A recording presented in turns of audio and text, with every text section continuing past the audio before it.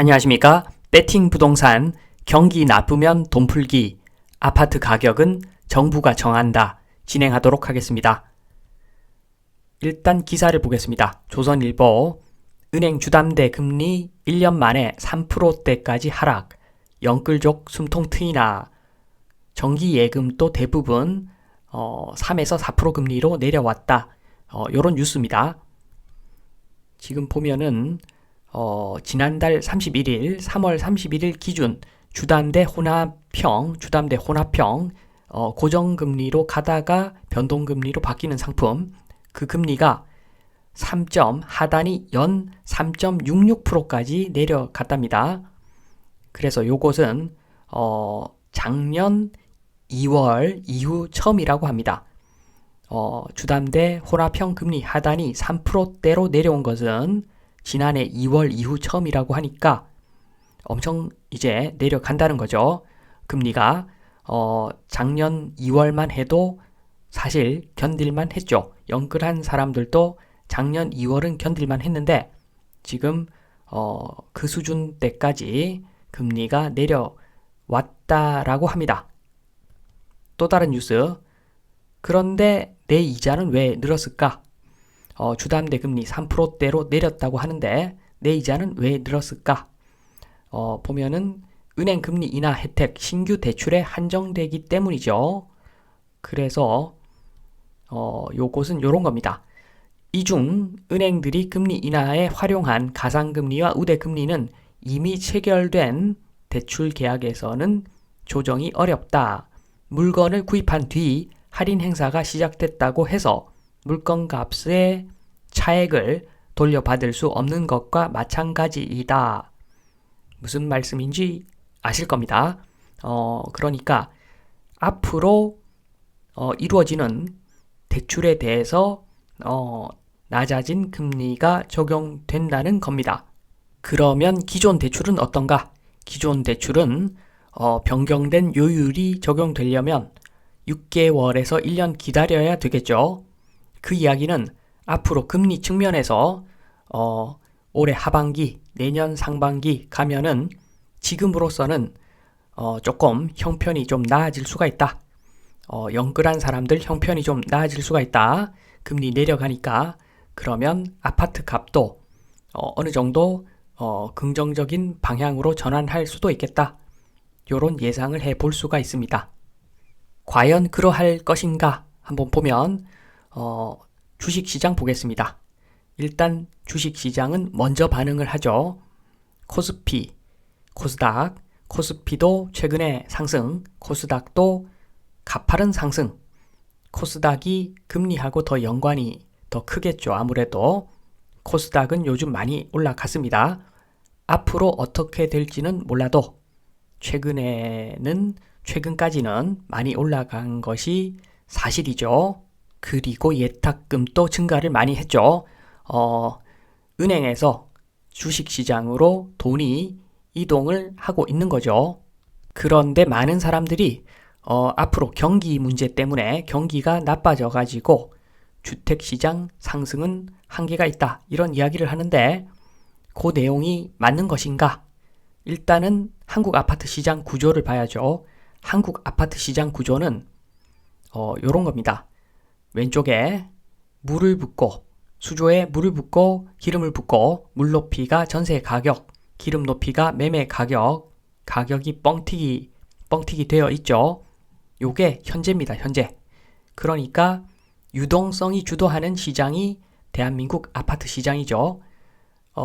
물론 외국은 이렇지 않습니다. 다른 나라는 오른쪽과 같이 형성이 되죠. 그러니까 소득이 주도죠. 소득 주도, GDP, 그리고 소득, 얼마 정도 렌트비에 지불할 능력이 된다. 사람들이 그러면 수익환원법으로 매매 가격이 얼마 정도가 정상이다. 요런 방식으로 형성되는 것이 가격이 형성되는 것이 일반적이죠. 우리나라도 미래에는 이런 식으로 아파트 시장이 형성될 겁니다. 전세제도 인구 감소와 함께 인구 절벽과 함께 전세제도 미래에는 사라질 것이고 그러면 대한민국도 아파트 시장이 소득의 함수로 개편이 될 겁니다. 그러나 지금은 유동성 주도인 시장입니다. 왼쪽이 지금이고 오른쪽이 미래죠. 현재를 봐야죠. 현재는 왼쪽입니다. 그래서 지금 경기 하강, 소득 감소, 그래서 아파트 가격도 힘을 못 쓴다. 요것은 미래의 이야기죠. 미래의 이야기. 오른쪽과 같은 구조일 때 가능한 이야기고 지금 우리나라는 한국 아파트는 왼쪽입니다. 왼쪽. 그래서 경기가 아무리 나빠도 돈 풀면 오르는 것이 대한민국 아파트 시장입니다. 그러면은 유동성을 봐야죠. 유동성을 봐야 됩니다. 유동성을 보는데 지금 다른 뉴스 세계일보 이재명 가계부채 3천조 심각하다. 요런 이야기를 하는데 지금 보면은 밑에 전세 보증금을 포함하면 가계부채가 무려 3천조 원이라는 조사 결과가 있다. 다들 아시죠? 실질적으로 가계부채 세계 1등입니다. 세계부채 세계 1등. 그래서 앞으로 가계부채가 좀 더 늘어나는 것은 기대하기가 힘들죠. 사실 기대하기가 힘듭니다. 그렇게 보면 지금 가계부채 증가에 의한 유동성 공급은 크게 기대할 것이 없고 남아있는 것이 국가죠. 국가. 기업은 다른 거고 주택하고는 큰 관계가 없고 국가가 어떤 식으로 유동성을 푸느냐에 따라서 큰 차이가 생기겠죠. 그러니까 국가가 아파트에 어떻게 돈을 푸는가 충분히 풀 수가 있죠. 그러니까 저번에 말씀드렸듯이 신혼부부한테 무상으로 2억씩 대출 그냥 공짜로 해주고 그 이자는 정부가 다 부담하고 뭐 이런 식으로 하면은 유동성 엄청나게 공급할 수 있습니다. 또 다른 뉴스를 보면 한겨레 너무 비판하지 마시고 내용을 봅시다. 한겨레 너무 비판하지 마시고 내용을 봐야죠. 내용을 보면은 지출 삭감이냐 채무 늘리기냐 윤 정부 세수 펑크 딜레마라고 하는데 요런 겁니다. 요것은 팩트죠. 2월까지 누적 국세 수입은 54조 2천억 원으로 지난해 같은 기간에 비해서 15조 7천억 원이 적다고 합니다. 세수가 빵꾸가 난 거죠. 한마디로.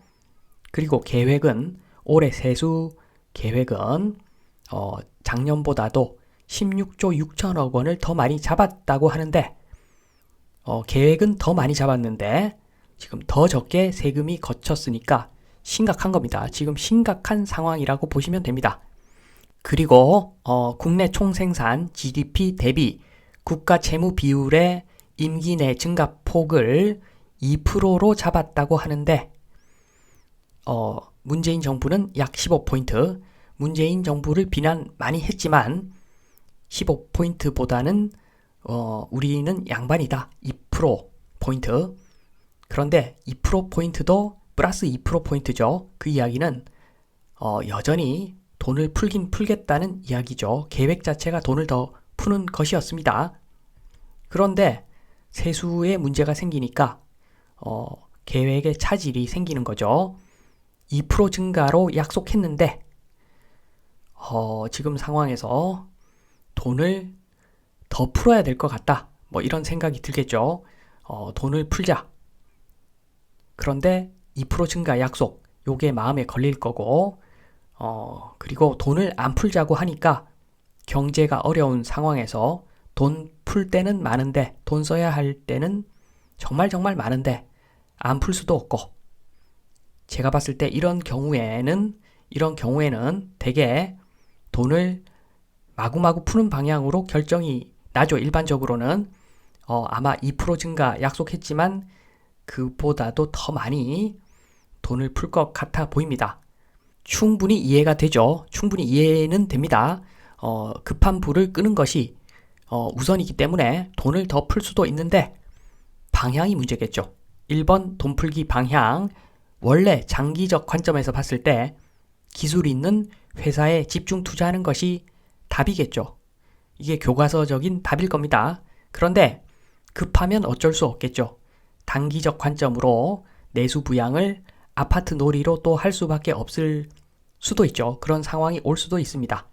만약에 이번 정권마저 그렇게 한다면 이런 겁니다. 전 정권에서 똥을 받아서 그게 억울해가지고 나는 물똥을 싸서 다음 정권에 던질 거야.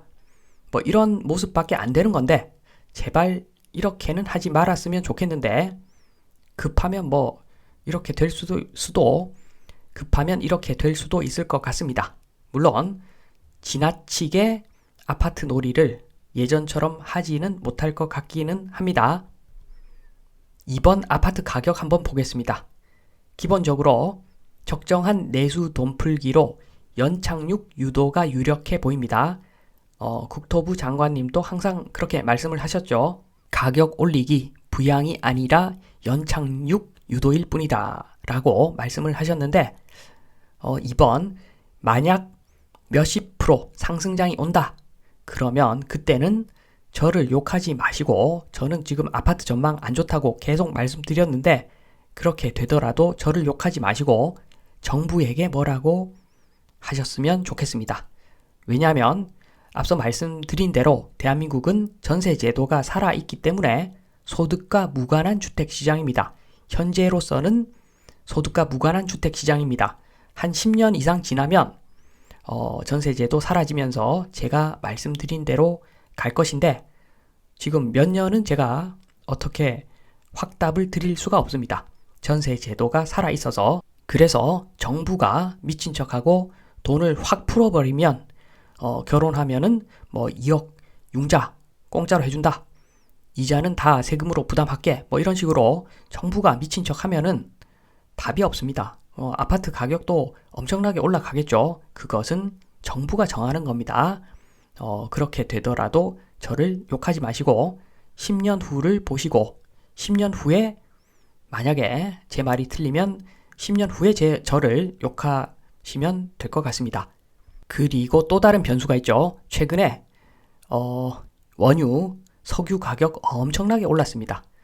감산한다고 그래가지고 오펙 플러스 감산한다고 그래가지고 지금 유가 엄청나게 올라갔는데 저는 개인적으로 천연가스 2배짜리 ETF에 투자를 했는데 알 수가 없죠. 투자의 세계는 알 수가 없습니다.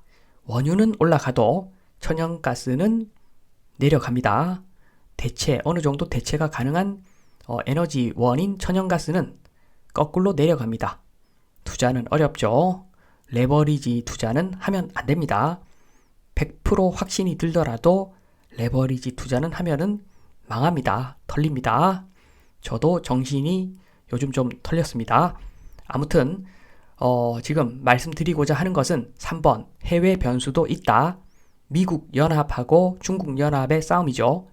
중국 연합에서 미국 연합을 한 대 때린 거죠. 유가가 또 오르고 있습니다. 미국이 중국 연합 그 판을 깨버리겠다. 작정을 해버리면 아마 IMF, 리만 요런 거 또 올 수가 있습니다. 세계 모든 나라들이 다 힘들어지겠죠. 대한민국 포함해서. 그러니까 해외 변수 요것은 미국이 정합니다. 우리나라 정부는 아무런 여기에 대한 권한이 없고 미국이 정하는 대로 가겠죠. 요 변수가 사실 무섭습니다. 가능성은 희박하지만 한번 터지면은 굉장히 아프죠. 4번 그러면 어떻게 하라고 이렇게 질문을 하실 겁니다.